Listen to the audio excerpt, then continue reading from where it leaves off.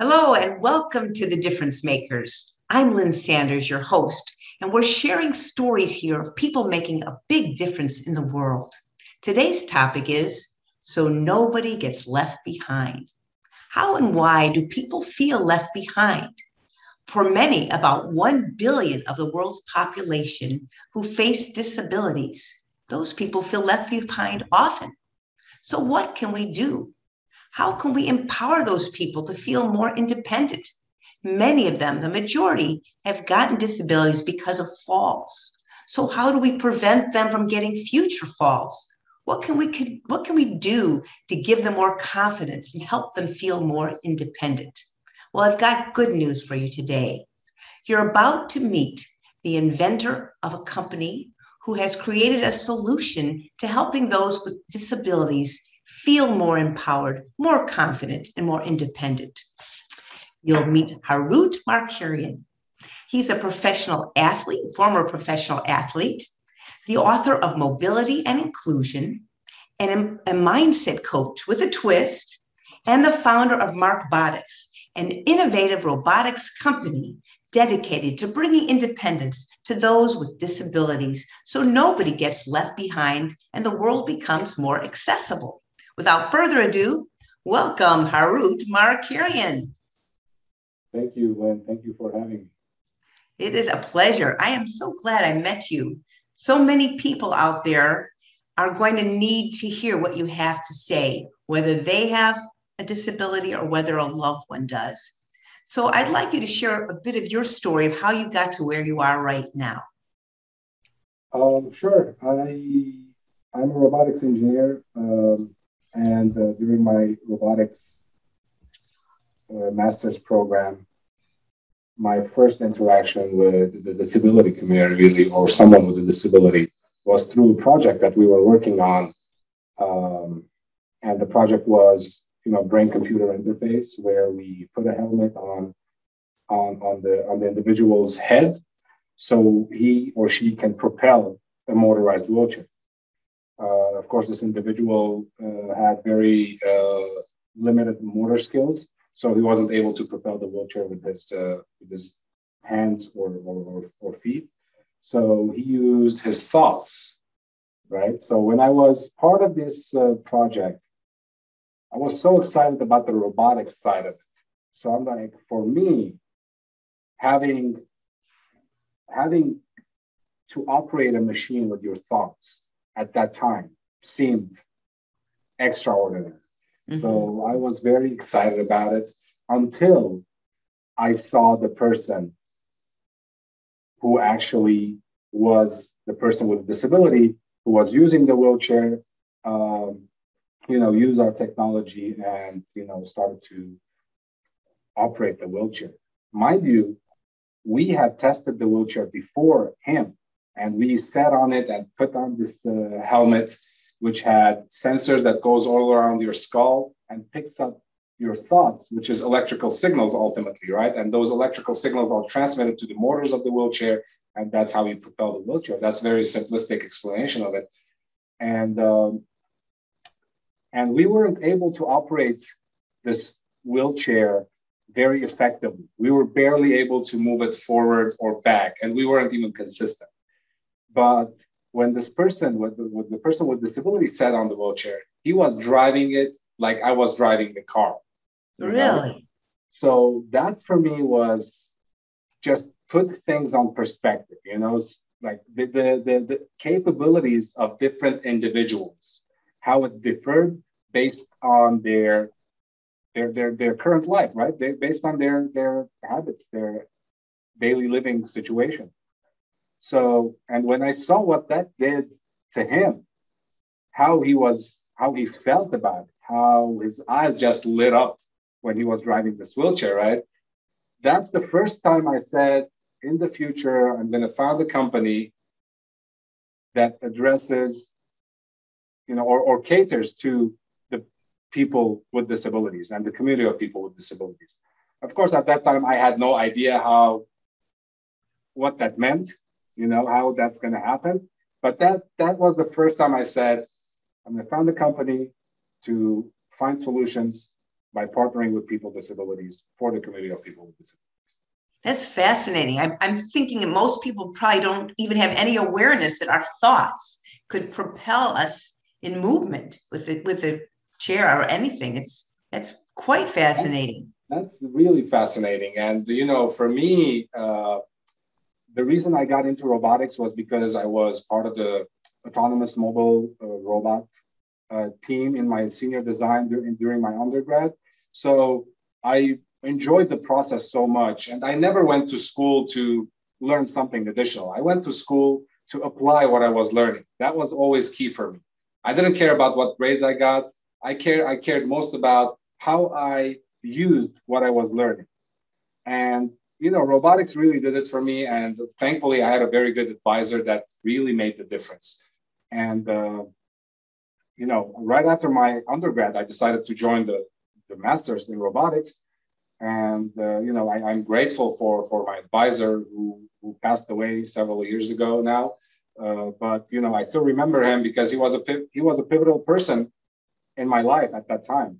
And, as you said earlier, I come from a, athletic background. So the school didn't mean much to me before because I had the different focus. But when you say where nobody gets left behind, whether it's the robotics company or the mindset development and personal development, the only reason I do this is to show people that, you are really capable of propelling your life towards a future that you want. And that's what drives me really, That's true. You told me a while ago, and I'd love you to share it with our audience, about your personal experience with your grandmother that really made an impact. Could you share that with us? Yeah, absolutely. So as I said, after that moment when I decided that, one day I'm going to found a company to serve the community of people with disabilities with robotics, nothing happened till 6-7 years later. And my grandparents, due to old age and strokes, became completely dependent on caregivers. And, I was seeing my parents, my aunts, my relatives basically picking their mom up and carrying her over to either the wheelchair or the bed or to bathe her, right? And just care for her because she was 100% incapable of taking care of herself. So she was completely dependent on caregivers. And as I was seeing this, I'm like, here I am in my early to mid 30s, peak of my power, if you will, physical abilities. And of course, my parents are not, my mom is not, my aunt is not as powerful as I am. And I was seeing them carrying her. Of course, that was taking a toll on their body. So one day I was there and I'm like, you guys just relax. I'll take care of her, so I will move her around. And, I thought I was invincible at that point. So I'm like, yeah, I'll pick her up. And mind you, she's a dead weight at this point, right? She cannot balance herself. She cannot help you with any sort of way. So you're just carrying a dead weight. Think of it that way. And as I was carrying her, my leg got stuck between her 2 feet. And because she can't move her feet, I knew I was going to fall. Because it was a very slow fall. And I had, fortunately, enough time to think about it a little bit.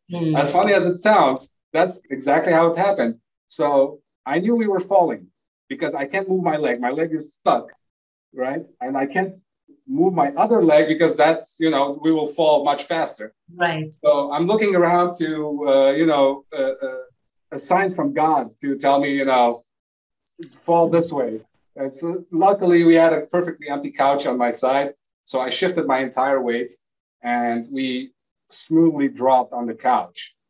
It was at that point where I said, this is ridiculous. There must be a better way. I'm sure we are not the only family in the United States, let alone the world, that is going through these kind of stuff, that is either not aware of the proper help or cannot afford the proper help, right? Right. So it was then and there when I decided that that's it, the company, I'm going to found it today. So I called the lawyer. I said, hey, start me a company. I didn't know what that meant again. Now I have a company at that point. But, right. where am I going to go? I don't know. But that's when I founded the company. And I that's see. when, I started really working towards, finding solutions. Yeah, that was like the indicator. And I love the fact that you decided you needed a team to really come up with a solution, and you did research, which led to your book. So tell us a little bit about that process of getting together with others to find the solution. So when I started the company, I was going through my MBA school. I went to Pepperdine to get an executive MBA, and I was learning all this good stuff. And again, like I said before, I want to apply these stuff, right? I want to use them. I don't want to just collect degrees. So I waited for to complete my MBA program. Afterwards, I started doing research. I started doing research as to what product or service I'm going to go to market with that can have the most impact on this community. And so I started going to trade shows. I started going to visiting convalescent homes, senior care centers, physical therapy clinics, that rehabilitation clinics that work with people with disabilities, try to make them more gain back their mobility, right? And this was right before the pandemic. And I was getting some good grounds, but I still didn't find that one product or service that I said, okay, this will be my product to go to market with. Unfortunately, the pandemic hit, so all that effort was kind of like halted. And at that point, I'm like, okay, I need to continue my research somehow. How can I do that from home? So I started a podcast and I started writing a book called Mobility. Both are called Mobility and Inclusion. The podcast is called Mobility and Inclusion, and the book is called Mobility and Inclusion. And, that served as the primary research for me. I started doing research as to what information I need to put in the book to raise awareness, mainly, to show that there is life after injury, or your life is not impacted by the physical or whatever condition you're in. And that's what the book is all about, really. Just raise awareness, make sure that we can pair robotics and people with disabilities for the ultimate goal, which is accessibility, independence, and quality of living, right? Increasing quality of living. And through the podcast, I met, just great human beings that really helped me in creating the first product for my company. So tell us about the first product, the lovely Grace. Yeah, so the first product came to life after one guest on my podcast, who is a good friend of mine now, came to me and said, hey, by the way, he has a spinal cord injury and he has low motor skills. So he came to me and said, look, if you create a device that can help people such as me pick things up from the ground without risking a fall, you could probably benefit a whole gamut of people. And I was like, that's, for me, since I'm not in his shoes, that's very trivial. And I couldn't believe that no one did that to this point. Right. So there was a project I worked in school like 7-8 years ago. And I showed the concept to him. He's like, this is exactly what I'm talking about. I'm like, okay, that's easy enough for me. I have something to go off of. So within 3 months, I created a prototype that picked things up from the ground. So people with low motor skills, wheelchair users, and whoever that shouldn't be bending over will not have to bend over. So this product will pick things up from the ground and hand it over to you. And that's how we named it Grace, because Grace really has all the good connotations that come with that name, and this is what we're trying to offer through our services.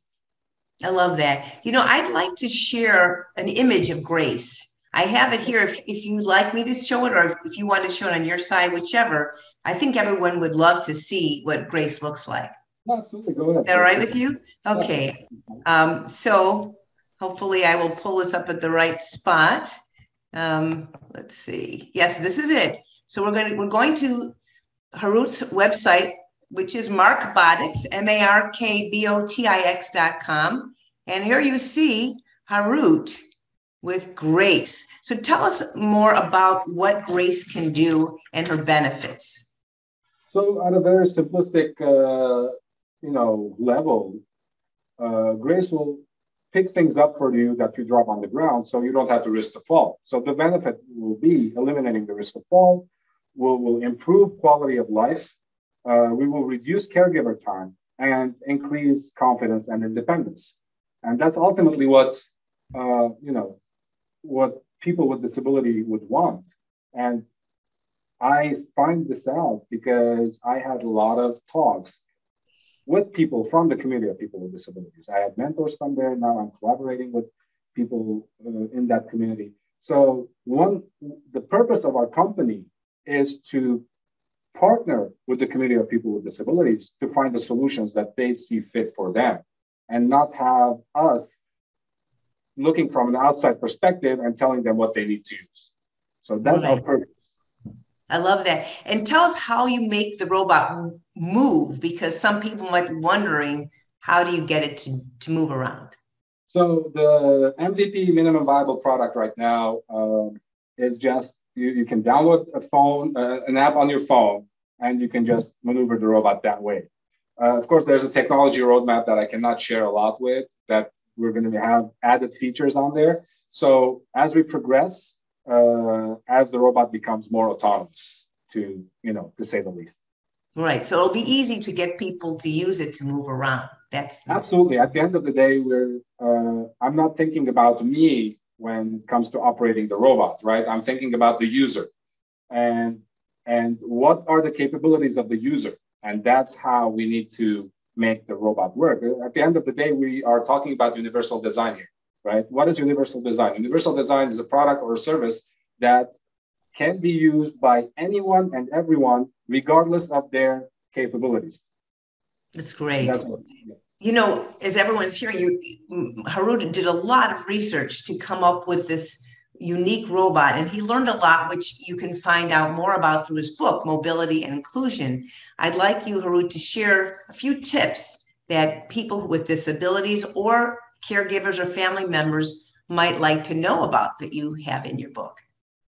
So the book is really, at this stage, raising awareness, right? Raising awareness about this community that is really the largest minority group in the world.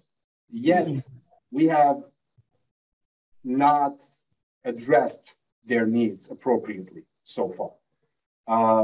So the book really is 8 different chapters. The stories are not linked to each other. That's because I wanted to address many topics, and it's very easy to read. It's a short book. I have stories of people there with disabilities, from sexual assaults that led to disability, to physical conditions that led to disability, but still thriving in the entertainment business, even though entertainment business has a long history of segregating or not giving roles or disability roles to the people with disabilities. So I have those stories on there. I have the mindset chapter that really talks about how you can overcome any challenges that you go through in life. I have the accessibility chapter, and I have the robotics chapter. How robotics and people with disabilities can work together to increase their quality of life. And ultimately, what we're going after is accessibility in the world, right? Making our environment as accessible as possible, so nobody gets left behind. Right. And you're going to give a gift to our viewers. Can you tell us, that's related to the book, can you tell us what you're going to offer right now? And maybe even one little tip from the giveaway gift. Yeah, if people go to markbotix.com, markbotix.com, they can download the chapter on mindset. And that just shows them that to every problem, there's a solution, because we create the problem and we can damn well create the solution for the problem that we created. And as it says here behind me, you have to have a different thinking in order to solve the problem, because you cannot solve the problem by having the same kind of thinking that created the problem in the first place. And that was said by Albert Einstein. Think about that. Because we create the problem, we can definitely create a solution. And that's the tip that I would give to anyone. So we have to have a different kind of thinking in order to change our situation and solve a problem. Absolutely. And I imagine you give some tips within that chapter of how to change our thinking. Can you give even just one tip? Well, I always in the book I talk about in that mindset chapter, I talk about don't compare your capabilities to someone else's capabilities, because what I can do is different than what you can do. So I can work within my capabilities and find solution for myself, right? But if I look outside of me for solution for a problem that I created, I'm probably not going to find the answer for it, right? So you have to work inside out versus working outside in, and that's something to be aware of where you're at and be able to get help from outside. That's excellent. So I know that you're in the process of growth right now with Markbotix. For those people who would like to get involved with you, what are you looking for at this time? Well, at this time, excuse me. What do you need to build your impact? At this time, we are, so we have a working prototype. We built a working prototype, and we are, going after investors. We have our pitch deck, we have our business plan, and everything looks very fruitful. And so we are, looking for investors that can see or share the vision that we have for this company, for the community of people with disabilities, for increasing quality of life. So we welcome any and all investors that are interested in making an impact with us. That's great. And considering that when I did the research with you, 1 billion people around the world face a disability, that's a pretty great number of people who could benefit. That's why I said they're the largest minority group in the world. Largest minority group in the world, yet we're not addressing that appropriately. Yes. So here's one way where we all can make a difference together with Harout. So how would they get in touch with you? Would you recommend going to the website, Harout? Yeah, if they go to the website, they can book a time with me. The link to my calendar is there, or they can just email me directly and, at haroutem@markbotix.com or info@markbotix.com. They can reach out and, they can book a time with me, and we can, take the conversation to the next level. I would like you to give us your words of wisdom. What would be one last thing that you'd like people to remember that can help them in their journey in life?